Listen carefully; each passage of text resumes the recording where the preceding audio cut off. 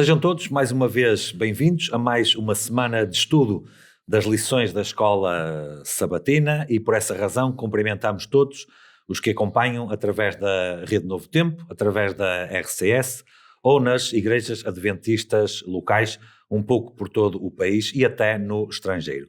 Estamos mais uma vez muito entusiasmados por termos diante de nós mais um assunto tremendo relacionado às 3 mensagens cósmicas de Apocalipse 14. Já tivemos 2 estudos que certamente muito nos ensinaram e nos deixaram com água na boca para aquilo que virá a seguir, e hoje nós vamos justamente continuar nesta senda de explicar e entender pela Bíblia o que são estas 3 mensagens angélicas. Francisco Marques mais uma vez está connosco. Francisco, nas semanas anteriores nós prometemos aqui que em algumas lições nós iríamos estudar versículos e expressões em concreto, não é? E nós temos aqui diante de nós justamente a primeira dessas. Porquê? Porque nós falamos no contexto de Apocalipse 14 de um evangelho eterno que é para ser pregado, não é? Nós lemos em Apocalipse 14, 6, e vi outro anjo voar pelo meio do céu e tinha o evangelho eterno, cá está a expressão, para o proclamar aos que habitam sobre a terra e a toda a nação, tribo, língua e povo. Já lemos anteriormente e vamos centrar-nos hoje nesta expressão, o evangelho eterno. A mensagem final de Deus a esta terra, ela consiste justamente no Evangelho Eterno. Mas, por exemplo, no livro de Mateus, nós já conseguimos começar a perceber o que é isto do Evangelho Eterno. Sim, é o tal Evangelho que tem que ser pregado a todo o mundo, em testemunho de todas as nações, e então virá o fim. Está lá em Mateus 24, 14. E aqui o que nos chama aqui a atenção é o facto de ser o Evangelho Eterno, porque podemos pensar assim, mas o Evangelho não surge só após a queda do homem como uma necessidade de reparar um erro, um acidente de percurso que ocorreu ali. Pronto, de facto, sim, mas por outro lado, se nós lermos, e há vários textos que apontam nesse sentido, vamos ler aqui 2, diz assim, Apocalipse 14, 13 e 8, diz assim, e adoraram-na todos os que habitam sobre a terra, esses cujos nomes não estão escritos no livro da vida do Cordeiro, que foi morto desde a fundação do mundo. E aí, 1 Pedro 1, 18 a 20 diz assim, sabendo que não foi com coisas corruptíveis como a prata ou o ouro, que fostes resgatados da vossa vã maneira de viver, que por tradição recebestes de vossos pais, mas com o precioso sangue de Cristo, como um cordeiro imaculado e incontaminado, o qual, na verdade, outro tempo foi conhecido, ainda antes da fundação do mundo, mas manifestado nestes últimos tempos por amor de vós. Portanto, temos aqui uma síntese do Evangelho que já vem de antes da fundação do mundo e, portanto, este plano da salvação já vinha desenhado e é nesse sentido que falamos em Evangelho Eterno. Nós poderemos aqui fazer uma pergunta que alguém, porventura, poderá estar a fazer, mas então Jesus não morreu 4.000 anos depois da criação, depois da fundação do mundo? Como é que diz aqui a Sagrada Escritura e menciona que foi morto desde a fundação do mundo? Então, Jesus foi morto lá na fundação do mundo, na criação, esteve morto até quando veio aqui à Terra? Parece um bocadinho confuso isto aqui, não é? Nós não estamos a falar aqui da morte física de Jesus, mas estamos a falar do plano, do projeto divino, para o próprio Deus se oferecer para nos trazer o Evangelho Eterno. E porquê é que dizemos o Evangelho? A palavra Evangelho, lá no grego original, conforme ela é usada, ela quer dizer justamente as boas novas ou as boas notícias. Nós hoje, quando compramos um jornal ou vemos os noticiários da televisão, aquilo é tudo menos evangelho, é tudo menos boas notícias, não é? Parece que é tudo mau e piora de um dia para o outro, porque neste mundo teremos aflições e acontecem tragédias e acontecem governos e desgovernos, etc. Mas quando se trata do plano da salvação, isto é evangelho, isto é boas notícias, não é? Nós temos até não apenas uma indicação, mas uma referência evidente a este Evangelho logo na fundação do mundo. Porquê? Não sabemos quanto tempo Adão e Eva estiveram no Jardim do Éden até serem expulsos, não é? Possivelmente terá sido pouco tempo, porque eles tinham a ordem para terem filhos e depois só tiveram após a queda. Portanto, deve ter sido pouco tempo, não é? Mas isso também não importa. O que importa é o quê? Quando Adão e Eva pecaram e saíram, foram expulsos, não é? Logo a seguir a Deus lhes dar a promessa de restauração, Deus faz outra coisa, que é o quê? Tirou as roupas que eles tinham e eles foram vestidos com outra roupa. E diz que a nova roupa que eles receberam foram peles. Ora, peles tem que ser de um animal. A Bíblia não especifica qual foi o animal, mas tendo em conta toda a tipologia que havia no Antigo Testamento, é muito provável nós concluirmos que terá sido um cordeiro, ou mais do que um, naturalmente, não é? Então diz-me lá, Francisco, um cordeiro que morre para que a sua pele seja usada para cobrir a nudez do ser humano, é ou não é isto logo um prenúncio deste evangelho, destas boas novas, que 4.000 anos, aproximadamente, mais tarde se concretizou na morte de Jesus, para trazer o evangelho eterno em carne e osso aqui à nossa terra.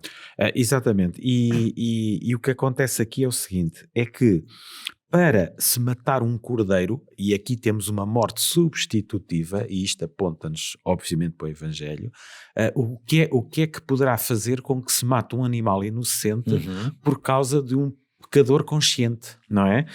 Então, nós temos aqui assim, a solução é o Evangelho para um problema. Mas se calhar antes de analisarmos a solução, vamos ter que ver qual é o problema. Ou seja, temos que diagnosticar para depois fazer a terapia, não é? Exatamente. E então eu queria convidar-te a ler comigo aqui em Apocalipse 15:1, que tem aqui uma citação muito interessante, diz assim: E vi outro grande e admirável sinal do céu, 7 anjos que tinham as 7 últimas pragas, porque nelas é consumada a ira de Deus. Que nós já falámos brevemente na semana passada e vamos desenvolver agora. Exatamente. Não é? Portanto, o livro do Apocalipse vai falar do derramamento das 7 pragas e fala da ira de Deus, e o que é que isto tem a ver com o Evangelho eterno. No capítulo 16 do Apocalipse, versículo 1, diz assim: E ouvi, vinda do templo, uma grande voz que dizia aos 7 anjos: Ide e derramai sobre a terra as 7 taças da ira de Deus. Então, vimos lá em Apocalipse 15 que era consumada a ira de Deus. No capítulo 16 vai-nos dizer que esta ira está contida em 7 taças.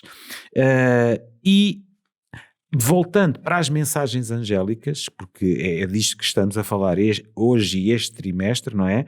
Em Apocalipse 14, 9 a 11 diz assim: E seguiu-os o terceiro anjo, dizendo com grande voz: Se alguém adorar a besta e a sua imagem, e receber o sinal na sua testa ou na sua mão, também este beberá do vinho da ira de Deus, que se deitou não misturado no cálice da sua ira, e será atormentado com fogo e enxofre diante dos santos anjos e diante do Cordeiro. Portanto, o conteúdo destas taças tem que ser bebido. Ou seja, nas 7 últimas pragas é consumada a ira de Deus, estas pragas estão contidas em taças e os perdidos terão que beber o conteúdo das taças da ira de Deus. E, portanto, como nós sabemos, o livro do Apocalipse fala-nos aqui em 2 grupos de pessoas, os salvos e os perdidos, os que recebem o sinal de Deus e os que recebem a marca da besta, e, portanto, a questão é por que razão é que um grupo está salvo e por que razão é que outro está perdido. Ainda faço outra questão aqui também, que é o quê? Fruto, até para desenvolver ainda mais e percebermos melhor a solução que vai ser apresentada à frente. Desde a queda de Adão, diz a Escritura que não há um justo nem um só, claro que isto exclui aqui a pessoa de Jesus, naturalmente. Óbvio. Não há um justo nem um só, todos pecaram e destituídos estão da graça de Deus. Ou seja, por defeito, não é? No início da história, todos nós estamos condenados às taças da ira de Deus, por resultado das nossas próprias escolhas. Todos estamos condenados. Portanto, estas taças da ira de Deus que caem sobre os ímpios, elas, por defeito, elas deveriam cair sobre toda a humanidade. Todos. Mas como já vimos na semana passada, e vamos ver novamente hoje, elas não caem sobre toda a humanidade. Então, mais uma vez, a pergunta é uma e só uma. O que é preciso fazer para não sofrer esta justa punição de um justo juiz que derrama a sua ira sobre pecado e pecadores. Por que razão existem estes dois grupos? O que é que define, acima de tudo, o grupo daqueles que não vão beber essas taças? Podemos continuar.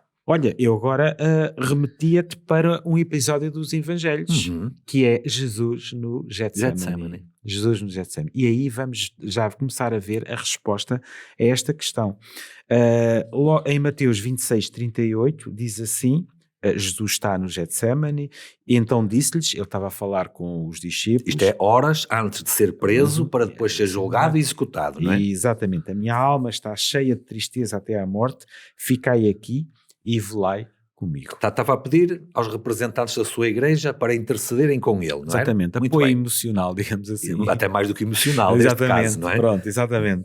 E então, isto li no versículo 38, o versículo 39, também de Mateus 26, diz assim, e indo um pouco mais adiante, prostrou-se sobre o seu rosto, orando e dizendo, meu Pai, se é possível, e agora repara, passa de mim este cálice. Todavia, não seja como eu quero, mas como tu queres. Portanto, temos aqui um cálice que está pronto para cair sobre Jesus. A cair sobre Jesus, que ele terá que o beber, não é? E ele pediu ao Pai que, se for possível, para não ter que o beber. Mas, se tiver que ser, que seja conforme aquilo que é a vontade do Pai. Exatamente. Então, ele não estava a negar e a renegar, não é? Estava, se fosse possível, de outra forma, faremos. Mas se não for, vai ter que ser assim. É isto porque ele estava a entrar num estado de angústia muito grande perante porque os pecados do mundo estavam para cair sobre ele e o Pai estava para se afastar dele. Exatamente. Okay? Ele era o Cordeiro de Deus que tira o pecado do mundo. Outras versões dizem que carrega o pecado do mundo, não é? E Deus ira-se contra o pecado, e se Jesus estava a assumir o pecado, não porque ele o tinha, porque não tinha, mas estava a assumi-lo, o Pai não pode estar onde está o pecado. E o Pai ia exercer a sua ira sobre onde estava o pecado, e daí esta oração de Jesus. Exatamente. Continuando. Exatamente. No versículo 42 diz assim, e indo segunda vez, orou dizendo, meu Pai, se este cálice não pode passar de mim sem eu o beber, faça-se a tua vontade. Repete a oração, não é? Repete a oração. E, portanto, ele terá que beber este cálice. E no livro de Hebreus, capítulo 5 e versículo 7, diz assim, referindo-se a este episódio, o qual, nos dias da sua carne, portanto está-se a referir a Jesus, oferecendo com grande clamor e lágrimas, orações e súplicas aos que podia livrar da morte, ou seja, eu agora aqui acrescento, se o autor de Hebreus me permitir, aos que iria livrar de beber do cálice da ira de Deus, não é? Foi ouvido quanto ao que temia. E, portanto, quem é que deu a beber desta taça a Deus? Em João 18:11 diz que mas Jesus disse a Pedro, põe a tua espada na bainha, não beberei eu o cálice que o Pai me deu. Contextualizando, apareceram os soldados para prender Jesus, e Pedro, na sua autoproclamada função de justiceiro, não é? Lançou da espada para proteger a pessoa de Jesus, para impedir que ele fosse detido, e sabemos que essa detenção depois levou à morte expiatória de Jesus. Exatamente. E Jesus repreende Pedro e diz, não faças isso, porque eu tenho que beber o cálice que o Pai me mandou. Ou seja, havia um plano traçado. Havia um plano traçado, que fazia parte de Cristo beber este cálice. Desde as eras eternas. E desde as eras eternas. Então, se calhar, será, pergunto eu, Francisco, e responderemos à frente, será que aqui nós já podemos ver a função substitutiva de Jesus? Aquilo que deveria cair sobre mim, o Pai e o Filho delinearam que caísse aqui sobre o Filho, que seria a justa ira de Deus. Então continuamos para responder melhor mais à frente. Nós conhecemos o texto, não é? Agora em Mateus 27 diz que Jesus vai aclamar, meu Deus, por que me desamparaste? E temos aqui a separação do Pai, que é a grande agonia de Cristo. Isto já na cruz. Já no pós-Getsemane, não é? Exatamente, que já tinha sido profetizado em Isaías 53. Os irmãos em casa podem ler os versículos 4 a 6, mas eu queria chamar a atenção para uma frase que aqui vem neste texto de Isaías, mas o Senhor fez cair sobre ele a iniquidade de todos nós, ou seja, a iniquidade no sentido de ilegalidade, de transgressão da lei de todos nós, não é? E portanto, para nós hoje, e é muito frequente bastante frequente que nos sintamos inclinados a pecar, nós somos tentados, é que nós possamos interiorizar este sacrifício que foi feito, que custou toda esta agonia ao próprio Filho de Deus. E, portanto... Eu gostaria de destacar aqui um ponto, se me dás licença, sim, diz. Tocaste ali e penso que é importante, que é o quê? Deus não pode estar onde está o pecado. Por essa razão é que Lúcifer teve que ser expulso das cortes do céu. Por essa razão é que Adão e Eva tiveram que ser expulsos do Éden, perderam o acesso à árvore da vida, não é? E Deus não pode estar onde está o pecado. E em consequência do pecado do homem, houve uma ruptura entre a divindade e a humanidade. Porque nós deixámos de ter aquele acesso privilegiado que tínhamos à divindade. Sabemos que no Éden, na viração do dia, Deus vinha para conversar com o homem. Isso deixou de acontecer. Nós viemos cá para fora. E com a degradação da humanidade, ainda mais nos afastámos desse ideal. Mas houve uma ruptura na família, na relação entre a família humana e a família divina, em consequência da nossa iniquidade, usando a palavra que tu leste ali. E nós ficamos automaticamente condenados à manifestação da ira de Deus, porque Deus tinha-nos dito, no dia em que dele comerdes, certamente morrereis. Estávamos avisados, ok? Como é que Deus vai resolver isto? Para resolver o problema da ruptura que aconteceu, e depois esta ruptura, ela manifestou-se não apenas numa ruptura entre a humanidade e Deus, mas na humanidade entre si também. Logo ali no Éden, o homem acusou a mulher, ela é que me deu. Houve uma ruptura também. Para resolver todas estas fraturas, o que é que Deus decidiu? Decidiu romper a família humana. A família divina, quero dizer. Houve uma ruptura, houve uma separação na família divina. Porquê? Porque em vez da última punição da ira de Deus cair sobre o homem, foi o tal plano, foi o tal evangelho eterno que caísse sobre a pessoa de Jesus. E aqui quando, neste texto que tu leste aqui, em que Jesus em alta voz gritou, Deus meu, por que me desamparaste? Pela primeira vez na história, eu nem vou dizer na história, eu tenho que dizer pela primeira vez, porque Deus não conta o tempo como nós contamos. Pela primeira vez, o pai e o filho tiveram uma separação. Houve um afastamento entre eles, porque quando Cristo está a assumir a ira de Deus sobre o pecado, que não era dele, mas que era dos outros sobre ele, o pai não podia estar ali. Sabemos que o pai se encobriu, se afastou na nuvem que estava lá sobre a cruz do Calvário. E quando tu disseste que da próxima vez que nós fomos tentados a pecar, a fazer alguma coisa que não devemos, de facto, devemos pensar seriamente na profundidade do que é este Evangelho eterno. O Filho ofereceu-se para se separar do Pai, para poder sofrer ele a ira que deveria cair sobre mim. Talvez alguém disse, e com razão, que devíamos passar pelo menos 1 hora por dia a meditar nestas coisas. Exatamente. Eu não sei, Francisco, se passássemos 2 ou 3 ganhávamos muito também. Exatamente. Não é? Ou seja, isto para combater o pecado na nossa vida, também temos de ter a noção que não nos serve muito lutarmos sozinhos contra ele. Claro. O segredo está em olhar para Cristo, claro, agonizante, sim, e crucificado. Portanto, o Evangelho eterno é trazido pela pessoa de Jesus. Exatamente. O Evangelho eterno não é trazido pela nossa capacidade, pelo nosso esforço, não é trazido por algo que nós podemos dar, algo que nós podemos apresentar. O Evangelho eterno é uma oferta, é uma dádiva, é um favor que nós não merecemos, que Deus, na pessoa de Jesus, entrega à humanidade, para nos livrar daquilo que seria a justa retribuição que Deus teria que nos dar. Exatamente, como diz o apóstolo, é Cristo em nós a esperança isso da glória. Mesmo. Portanto, a Bíblia diz-nos que a maioria dos seres humanos irá beber da taça da ira de Deus, lamentavelmente. Daí a necessidade das mensagens para que todos possam escapar. Decidir. Exatamente. Mas a Bíblia também nos diz que Jesus bebeu da taça da ira de Deus.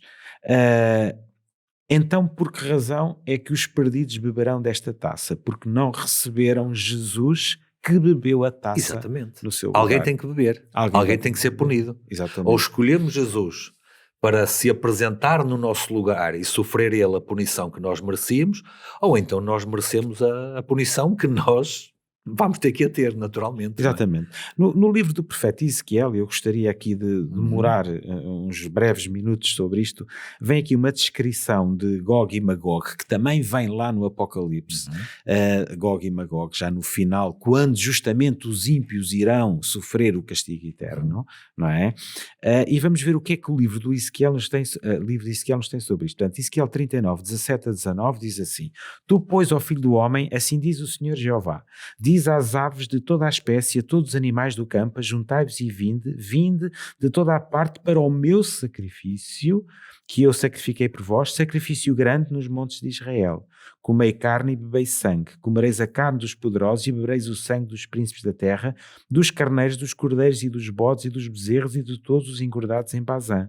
E comereis a gordura até vos fartardes e bebereis do sangue até vos embebedardes, a gordura do sangue do meu sacrifício que sacrifiquei por vós. Um bocadinho esquisito. Um bocadinho temos estranho. que explicar aqui o que é que acontece. Ok, então o que é que se passa aqui? Portanto, a nomenclatura aqui utilizada nesta passagem, que está-se a referir à destruição de Gog e Magog, povos, não é, ali vizinhos, está ligada então ao ritual do santuário. Ritual do santuário, onde havia derramamento de sangue para perdão dos pecados. Exatamente. Os animais aqui referidos também eram usados, portanto, como tu próprio já disseste, no sistema dos sacrifícios. E Gog e Magog são vítimas e sacrificados tal como os animais dos sacrifícios do sistema cerimonial da Velha Aliança. Esta passagem é tipológica, ou seja, é uma profecia de algo mais abrangente. Gog e Magog aparecem no final do livro do Apocalipse, conforme já tínhamos dito há pouco, e irão representar tipologicamente todos os inimigos do povo de Deus. Mas podemos ler, olha, se formos a Apocalipse 20, capítulo 20, versículos 7 a 9, diz assim: E acabando-se os 1000 anos, Satanás será solto da sua prisão e irá enganar as nações que estão sobre os 4 cantos da terra, Gog e Magog, cujo número é como a areia do mar, para os ajuntar na batalha. E subiram sobre a largura da terra e cercaram o arraial dos santos e a cidade amada. E agora diz: E desceu fogo do céu e os devorou. Temos aqui o derramamento da ira de Deus perante estes, não é? Ou seja, dentro da cidade estão os salvos, aqueles que receberam Jesus e foram salvos da ira, dado que Jesus bebeu o cálice no seu lugar, e fora da cidade estão os perdidos, aqueles que rejeitaram Cristo, ou seja, rejeitar o pagamento efetuado por ele na cruz ao beber o cálice da ira deles. Então, nesse caso, terão que eles pagar o preço que uma vez que rejeitaram a oferta. Os ímpios rodeiam a cidade, desce fogo do céu da parte de Deus, conforme diz o texto bíblico, e serão consumidos. Fora da cidade estão pessoas pelas quais Jesus também morreu, e, portanto, também pagou o pecado delas. Nós, adventistas do sétimo dia, ao contrário da corrente calvinista do cristianismo, não cremos na expiação limitada. Que foi só para alguns. Foi só para aqueles que se haviam de salvar. Mas aqueles que rejeitaram o plano da salvação vão ser também vítimas, como refere Ezequiel, serão sacrificados como animais ao serviço do santuário. E, portanto, há duas formas possíveis que existem de pagar o preço do pecado. Primeira forma, Cristo bebeu da taça da ira de Deus e pagou pelos nossos pecados. Isto é uma maneira. Outra, nós bebemos da taça da ira de Deus e pagamos pelos nossos pecados. Ok, então vamos se calhar falar um bocadinho aqui dessas duas opções, porque essas duas opções são o resumo do que dissemos até agora e que nos ajudam a chegar justamente ao Evangelho eterno, ok? Ou seja, lá no início nós tínhamos uma promessa de vida eterna, não é? Sobre a condição da obediência. Era assim que acontece, não é? E se Adão e Eva fossem obedientes, viveriam eternamente. E o teste de obediência era e apenas um. Infelizmente sabemos que eles escolheram, nomeadamente Adão, porque Eva foi enganada, Adão desobedeceu conscientemente, não é? Isto convém destacar, porque foi isso que aconteceu ali. Nós sabemos que eles optaram pela desobediência. Ao optar pela desobediência, eles colocaram-se debaixo da punição de Deus. Agora vamos imaginar, Francisco, vamos colocar aqui um cenário. Vamos imaginar que depois dessa desobediência, houve ali um primeiro julgamento investigativo para saber o que é que aconteceu e foi determinada uma sentença que eles seriam expulsos, não é? Agora vamos imaginar o seguinte, vamos imaginar que Adão diria assim a Deus: tens razão.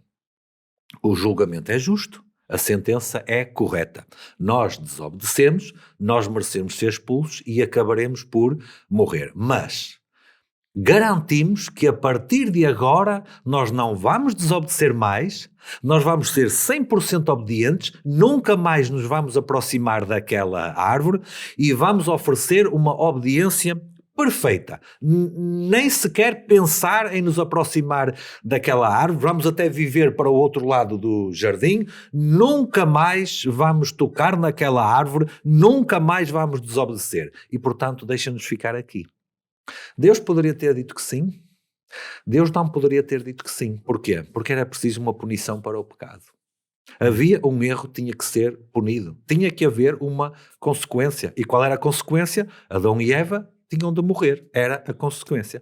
A não ser que um meio fosse providenciado para que Adão e Eva e toda a humanidade escapassem dessa punição. E esse meio não poderia ser a proposta especulativa de minha parte, não é? De Adão e Eva dizer, a partir de agora vamos obedecer. Alguém teria que pagar a culpa. Depois de pagar essa culpa, é claro que a obediência tem o seu lugar, como é evidente, não é? Mas não havendo o pagamento da culpa, o que adiantaria se eles quisessem ser obedientes a partir daí? Continuava ali uma falha, que foi o quê? Não há uma punição. Ou seja, a obediência futura não cobre a desobediência passada. Ora, exatamente, aí é que está. Tem que haver algo para cobrir aquela desobediência, para pagar aquela culpa, para beber a taça da ira de Deus que se manifesta sobre pecado e pecadores. Adão e Eva tinham algo que podiam apresentar, tu tens algo que podes apresentar para esse aspecto, eu tenho algo que possa, alguém tem algo que possa apresentar sobre esse aspecto. Em toda a história, desde Adão até o último bebé que nasceu e que ainda vai nascer, apenas um personagem na história se poderia apresentar. Sabemos que até os anjos se ofereceram para cumprir com esse papel e com essa tarefa. E aquilo que foi dito não pode. Só há um personagem em todo o universo que pode cumprir com essa tarefa. E esse personagem é quem? Esse personagem é justamente a pessoa de Jesus. E a pessoa de Jesus, o que é que acontece? A pessoa de Jesus aparece na Terra, manifesta as boas notícias, aliás, elas já estavam prometidas há muito tempo, não é? Manifesta essas boas notícias e diz assim, toda a humanidade vai ter que beber da taça da ira de Deus.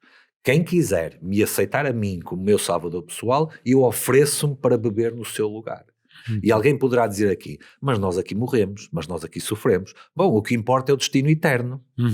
E quando se trata de morte eterna, aí é que Jesus disse, olha, eu ofereço-me no teu lugar. Então porquê é que Cristo não morreu eternamente? Porque ele nunca pecou e ele não merecia morrer eternamente. Agora sofreu no nosso lugar para que eu não tenha que morrer eternamente. Como é que se chama isto? O Evangelho eterno que nos foi oferecido. Exatamente. Isto dá mesmo jeito de ler agora um dos versículos mais famosos da Bíblia, que é João 3,16. Que alcança o mundo inteiro. Exatamente, que diz, porque Deus amou o mundo de tal maneira que deu o seu Filho unigénito para que todo aquele que nele crê não pereça, mas tenha a vida eterna. Ou seja, Deus amou o mundo e, portanto, se amou o mundo, morreu por todos, bebeu taça da ira de Deus por toda a humanidade. Em 1 João 2,2 diz assim, e ele é a propiciação dos nossos pecados e não somente os nossos, mas também pelos de todo o mundo. Mas há pouco tu falaste daquele entendimento calvinista. Da expiação limitada. Sim, que Cristo morreu por alguns, não é? Mas tens aqui 2 versículos da Bíblia que diz todo aquele, João 3,16 diz todo aquele, não diz alguns. E depois 1 João 2,2 diz de todo o mundo. Então quer dizer, Francisco, que de facto todas as pessoas que já existiram e que ainda vão existir, todas elas estão abrangidas por este sacrifício salvador? Bom, podemos dar aqui alguns exemplos para raciocinar. Por exemplo, no Antigo Testamento conta-nos a história do rei Manassés. Foi o rei que mais reinou sobre Israel e, olha, com todas as letras, foi o pior de todos também, não é? 44 anos de reinado, em que havia idolatria, havia apostasia. Foi neste período de tempo em que os pais ofereciam os filhos como sacrifício, não é? Que não há necessidade nenhuma, porque Jesus é que é o sacrifício, não é nós que podemos fazer isso, e aqueles animais que eram sacrificados eram apenas uma representação, não é? Mas aquele foi o pior rei de todos. No final da sua vida, o que é que aconteceu? Arrependeu-se ele daquilo que tinha feito. Aquela mulher que foi atirada aos pés de Jesus. A acusação feita contra a mulher não era injusta, a acusação.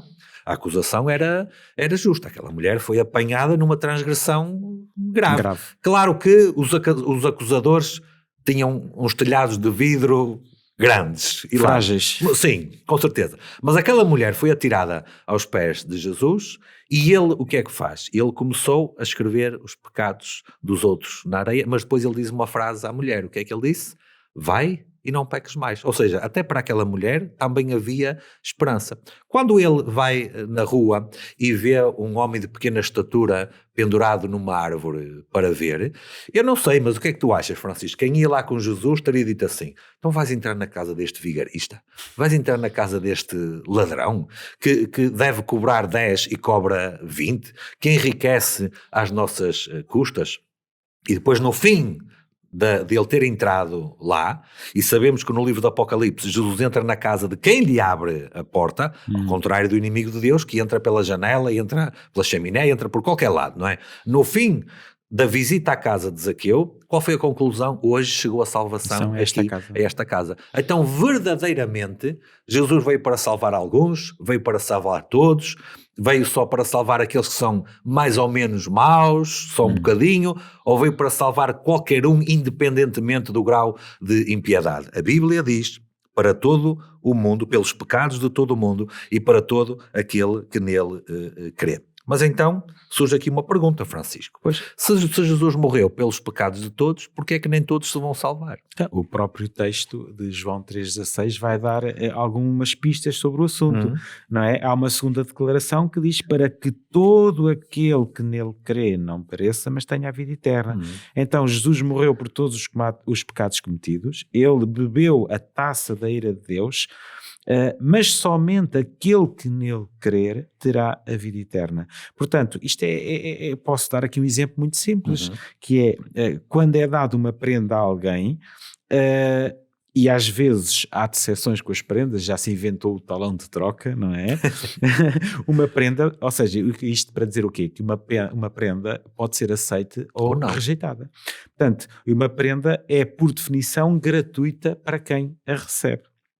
Se eu rejeitar uma prenda e for algo que eu necessito, vou ter que eu pagar do meu próprio bolso. E aqui pagar do meu próprio bolso uma prenda que eu rejeitei, mas que inevitavelmente terei que a ter, é receber a taça da ira de Deus em cima de mim próprio. No âmbito do plano da salvação. Exatamente, exatamente. Quando Jesus morreu na cruz, pagou um preço infinito por toda a raça humana, mas cada um de nós tem agora a opção de ou aceitar ou rejeitar essa oferta.